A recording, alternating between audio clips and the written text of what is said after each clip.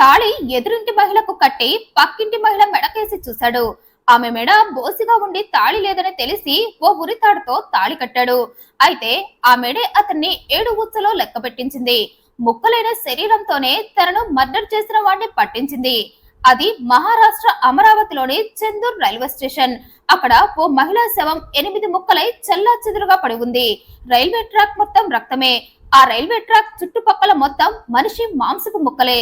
Track పక్కనే తల లేకుండా నడుము భాగం వరకు ఓ పీస్ పడుంది. తల ఎగిరి పక్క ట్రాక్ మీద పడింది. కొద్ది దూరంలో చేతులు పడి ఉన్నాయి. ఓ కాలు ఓ చోట, మరో కాలు మరో చోట పడుంది. ఇక అక్కడకు వచ్చిన ప్యాసింజర్స్ మొత్తం ఆ సీన్ చూసి వణికిపోయారు. వెంటనే రైల్వే అధికారులకు సమాచారం అందించారు. దీంతో చెందూర్ పోలీసులు గ్రామ క్రైమ్ బ్రాంచ్ సాయంతో ఆ రైల్వే ట్రాక్ దగ్గరకు చేరుకున్నారు. అక్కడ చెల్లాచెదురుగా పడి ఉన్న శరీర భాగాలన్నింటినీ సేకరించారు. ఆ భాగాలన్నీ ఓ ఆడ మనిషివని కన్ఫర్మ్ చేసుకుని వాటన్నింటినీ పోస్ట్ మార్టానికి పంపారు. శవం ముక్కలైన తీరు చూసి ఆ మహిళ కావాలనే రైలుకి ఎదురొచ్చి ఆత్మహత్య చేసుకుని చనిపోయిందనుకున్నారు. అక్కడ ఉన్న వారంతా కూడా ఆ మహిళ ఆత్మహత్య చేసుకుని చనిపోయిందనే భావించారు. కానీ పోస్ట్ మార్టం రిపోర్ట్ అందరి అభిప్రాయాలను మార్చేసింది. ముక్కలైన మహిళా శరీర భాగాలను పోస్ట్ మార్టం చేసిన డాక్టర్స్ కి ఆమె ఆత్మహత్య చేసుకుని చనిపోలేదేమో అన్న డౌట్ వచ్చింది. కారణం ఆ మహిళ శరీర భాగాలన్నీ 8 ముక్కలైనా 8వ ముక్కగా దొరికిన ఆమె మెడ భాగం మాత్రం చెక్కు చెదరలేదు. ఆ మెడ మీద స్పష్టంగా కమిలిన గుర్తులున్నాయి. ఆ గుర్తులు తాడుతో ఆమె మెడను బిగించినట్లుగా అర్థం అవటంతో వెంటనే డాక్టర్స్ ఆమెను ఎవరో చంపేసి ఇలా ఆత్మహత్యలా ప్లాన్ చేసి ఉంటారని చెప్పటం, పోస్ట్ మార్టం నివేదికలో కూడా ఆమెది హత్య అని తేలటంతో పోలీసుల అంచనాలన్నీ తారుమారయ్యాయి. దీంతో ఇన్వెస్టిగేషన్ మొదలు పెట్టారు. కానీ ఆ మహిళ ఎవరో కూడా తెలియటం లేదు పోలీసులకు. కారణం ఆ మహిళ ముఖం నిండా కూడా గాయాలే. ముఖం గుర్తుపట్టలేనంతగా అయిపోయింది. అందుకే కేసుని ఎలా సాల్వ్ చేయాలని ఆలోచించి చివరికి ఈ మధ్య కాలంలో మిస్సింగ్ కేసులపై దృష్టి పెట్టారు. ఇక అప్పుడే 2025 అక్టోబర్ 14న తన చెల్లి పనికని వెళ్లి ఇంటికి తిరిగి రాలేదని వాన్న కేసు పెట్టాడు. అక్టోబర్ 15న పోలీసులకు ముక్కలైన మహిళా శవం దొరికింది. దీంతో పోలీసులకు ఆ మిస్ అయిపోయిన మహిళ తమకు దొరికిన మహిళ ఒక్కరేనా అన్న డౌట్ వచ్చి ఆ కేసు పెట్టిన వ్యక్తిని సంప్రదించాలనుకున్నారు. కానీ ఈలోగా అతనే పోలీస్ స్టేషన్ కు వచ్చాడు. రైల్వే ట్రాక్ మీద దొరికిన శవం నా చెల్లిదేనని చూసిన వాళ్ళు చెప్పారంటూ ఆ శవాన్ని తనకు చూపించమన్నాడు. దీంతో పోలీసులు అతనికి ఆ శవాన్ని చూపించగా అతను ఆనవాలు పట్టి ఆ శవం తన చెల్లిదేనని కన్ఫర్మ్ చేశాడు. ఇక ఆ కన్ఫర్మేషన్ కోసమే ఎదురు చూస్తున్న పోలీసులు వెంటనే యాక్షన్ లోకి దిగిపోయారు. 12 గంటల్లో కేసుని సాల్వ్ చేసి నిందితులకి బేడీలు వేశారు. చంపబడ్డ ఆ మహిళ పరిచయస్తులని, బంధువులని ఎంక్వైరీ చేయగా ఆమె శుభం విఠల్ రావు హత్వర్ అనే వ్యక్తితో క్లోజ్ గా ఉంటుందని తేలింది. ఇక ఈ శుభం ఎవరంటే ఆ చంపబడ్డ మహిళకు ప్రియుడు. చెందూర్ రైల్వేలోని డాంగ్రీపురాలో ఉంటాడు. ఈ శుభంకు పెళ్లైంది. 28 ఏళ్ల వయసుకు వచ్చేసరికి ప్రేమికుడుగా మారాడు. గతంలో శుభం తన ఇంటి ఎదురుగా ఉండే పూజను పెళ్లి చేసుకున్నాడు. కానీ ఆ తర్వాతే అతను ప్రేమలో పడ్డాడు. చెందూర్ రైల్వే టౌన్ లో ఇతనికి ఓ ఫ్రూట్ బండి ఉంది.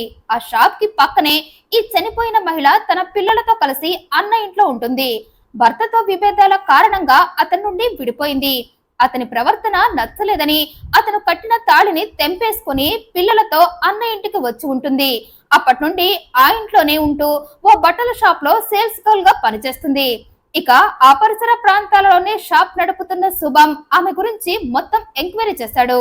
ఆమె భర్తను వదిలేసి ఒంటరిగా బోసిమెడతో తిరుగుతుందని తెలిసి ఆమెకు దగ్గరయ్యాడు. నీ భర్త ప్లేస్ ని నేను రీప్లేస్ చేస్తానంటూ ఆమెకు మాటలు చెప్పాడు. ఇక ఆ మాటలన్నీ నమ్మిన ఆమె శుభం రాక తన జీవితంలో మొదలైన శుభంలా ఫీల్ అయిపోయి తన సర్వం అతనికి సమర్పించుకుంది. కట్ చేస్తే ఇద్దరు కావలసినన్ని డ్యూయెట్లు వేసుకున్నారు. ఒంటికి రెస్ట్ లేకుండా ఒక్కటైపోయారు. అయితే అంతలా ఒక్కటైపోతే ఆ విషయం శుభం భార్య తెలుసుకోకుండా ఉండదు కదా. భర్త మాటి మాటికి మిద్దెపైకి ఎక్కి సగం బింగుతూ మాట్లాడుతున్న సీక్రెట్ మాటలన్నీ వినింది. భార్యకు అనుమానం రాకుండా శుభం మేనేజ్ చేస్తుంటే నువ్వు నన్ను ఏమార్చలేవురా అంటూ మ్యాటర్ మొత్తం బయటకు లాగిందామే. కట్ చేస్తే నువ్వు నీ ప్రియురాలని వదిలేస్తావా లేదా అని కూర్చుంది. తను తినలేదు, భర్తను తినలేవ్వలేదు. పునుకు తీయకుండా తన కక్ష మొత్తం భర్త మీద తీర్చుకుంటూ చివరికి ఈ టార్చర్ భరించడం కంటే నా ప్రియురాలని వదిలేసుకోవటమే బెటర్ అని శుభం అనుకునేలా చేసింది. అందుకే భార్యతో నువ్వే నా లవర్ని చంపేయి, ఎందుకంటే ఆమె బ్రతికుండగా ఆమె నన్ను వదలదు, పైగా ఈ మధ్య పెళ్లి కూడా చేసుకో, పర్మనెంట్ గా నాతోనే సెటిల్ అయిపో అంటుంది. అందుకే ఆమెను చంపటమే ఈ సమస్యకు పరిష్కారం అన్నాడు. అందుకే నేను ఆమెను మన ఇంటికి మాట్లాడాలని పిలుస్తా, ఆమెను వదిలేస్తానని చెప్తా. ఆ టైంలో ఆమె ఖచ్చితంగా వైల్డ్ గా రియాక్ట్ అవుతుంది, అప్పుడు ఆమెను చంపేద్దామన్నాడు. అందుకు భార్య కూడా సరే అంది. ఇక ప్లాన్ ప్రకారం 2025 అక్టోబర్ 14 రాత్రి 1:30కు ప్రియురాలిని తనింటికి రమ్మన్నాడు శుభం. నా భార్య ఫంక్షన్ కి వెళ్ళింది, ఇంట్లో లేదు, అందుకే నువ్వొస్తే ఇద్దరం మనిద్దరి గురించి మాట్లాడుకుందాం అన్నాడు. ఇక అది నమ్మిన ఆమె ఆ టైంకి శుభం ఇంటికి వెళ్ళింది. అక్కడ శుభం తన భార్య మన ఎఫైర్ ని ఒప్పుకోవటం లేదని, అందుకే మనిద్దరం విడిపోదామని చెప్పాడు. అయితే ఆ మాటలకి ఇది నేను ఒప్పుకోనంటూ అరిచిందామే. నువ్వు నాకే సొంతం, వెంటనే నువ్వు నన్ను పెళ్లి చేసుకోవాల్సిందే అంది.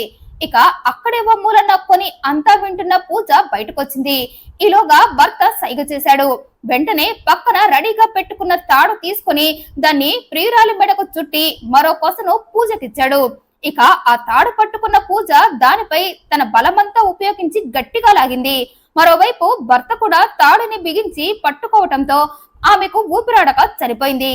అలా ఇద్దరు కలిసి ఆమెను చంపాక శవాన్ని ఓ గోనె సంచిలో పెట్టారు. ఆ తర్వాత ఇద్దరు పనైపోయిందని ప్రశాంతంగా కూర్చొని వాట్ నెక్స్ట్ అని ఆలోచిస్తూ ఆమె చావు ఆత్మహత్యలో ఉండేలా ప్లాన్ చేశారు. ఆ క్రమంలోనే శుభం ప్రియురాల శవాన్ని సంచిలో పెట్టి తెల్లవారుజామున 3 గంటల టైంలో చెందూరు రైల్వే స్టేషన్ కి వెళ్ళాడు. ఆ టైంకి ఏ ట్రాక్ మీదకు ట్రైన్ వస్తుందో తెలుసుకుని ప్రియురాలి శవాన్ని ఆ ట్రాక్ మీద పెట్టి దూరం నుండే ట్రైన్ కోసం చూస్తూ ఉన్నాడు. ఓ పావు గంటకి ట్రైన్ వచ్చింది.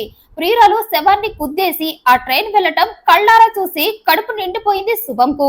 పైగా ఆమె శవం ముక్కలు ముక్కలుగా చెల్లా చెదురుగా పడిపోవటం చూసి ప్రశాంతంగా ఇంటికి వెళ్లి ప్లాన్ సక్సెస్ అని భార్యకు చెప్పాడు.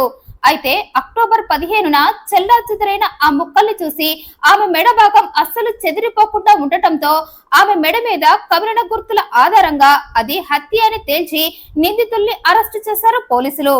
హత్య చేయబడ్డ మహిళ శుభంతో సన్నిహితంగా ఉందని బంధువుల ద్వారా తెలుసుకున్న పోలీసులు శుభంని అదుపులోకి తీసుకున్నారు. అయితే మొదట విచారణలో శుభం ఓ పట్టాన నిజం ఒప్పుకోలేదు. అసలు చనిపోయిన మహిళ ముఖం కూడా నేనెప్పుడు చూడలేదన్నాడు. కానీ పోలీసులు తీవ్రమైన విచారణ చేసి ఆమె ముఖాన్ని బాగా గుర్తు చేయటంతో శుభం తన మర్డర్ స్టోరీకి శుభం కార్డు వేయక తప్పలేదు. విచారణలో శుభం ఆమె తన ప్రియురాలేనని, ఆమె తనని పెళ్లి చేసుకోమని ఒత్తిడి చేసిందని, అది నా భార్యకు నచ్చక గొడవలు జరిగాయని, అందుకే మేమిద్దరం కలిసి ఆమెను చంపేశామన్నాడు. దీంతో పోలీసులు శుభంతో పాటు అతని భార్యను కూడా అదుపులోకి తీసుకొని విచారించనున్నారు. ఆ మెడభాగం కూడా పీస్ అయిపోయి ఉంటే పోలీసులకు ఈ కేసుని సాల్వ్ చేయటం ఓ సవాలుగా మారేది. అసలు ఆమెది హత్య అని కూడా తెలిసి ఉండేది కాదేమో. ఈ వీడియోపై మీ అభిప్రాయాన్ని కమెంట్ రూపంలో తెలియజేయండి. మరింత ఇంట్రెస్టింగ్ అండ్ జెన్యూన్ ఇన్ఫర్మేషన్ కోసం ఈ వీడియోని లైక్ చేయండి, షేర్ చేయండి, ఛానల్ సబ్స్క్రైబ్ చేయండి. Thank you for watching.